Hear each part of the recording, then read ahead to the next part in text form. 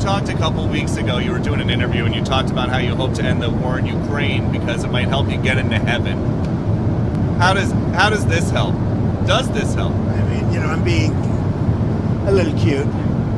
I don't think there's anything going to get me in heaven. Okay, I really don't. I think I'm not maybe heaven bound. I may be in heaven right now as we fly in Air Force One. I'm not sure I'm going to be able to make heaven. So he does know.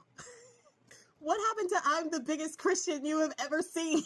Now that he has tricked everybody into putting him back in office, he's not even pretending anymore. Amazing. So Bone Spurs had a press conference as they were flying on the Air Force One, and somebody asked him about the comment that he had made about ending the Ukraine and Russia war and getting into heaven. Well, he said that he was being cute because he didn't think anything could get him into heaven at this point. So you do know.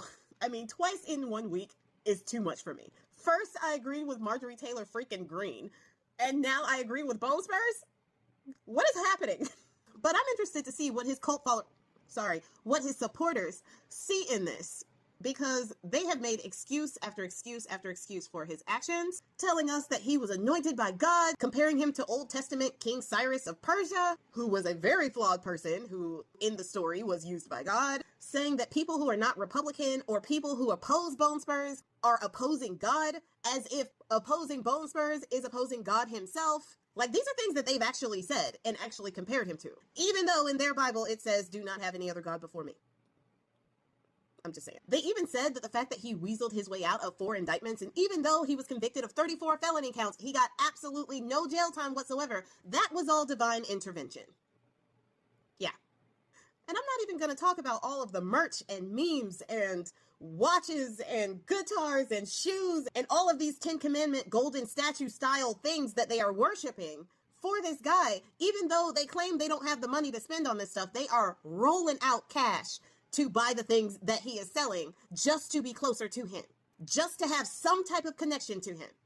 And they treat some of his rallies like services, having prayers and sermon style rituals. Yet this whole time he has been completely playing them. He refused to swear in his office on the Bible. When he did have a photo shoot with a Bible, it was upside down. The only time he steps in a church is if he was campaigning. And yet people have treated him like the second coming of Jesus Christ himself. And then he tells everybody, yeah, I'm definitely not heaven bound. No shit, Sherlock. The only person who didn't see that were your cult followers. I mean, your supporters. He better enjoy that heaven he calls Air Force One. Because even he knows, if heaven does exist, he ain't getting nowhere near it.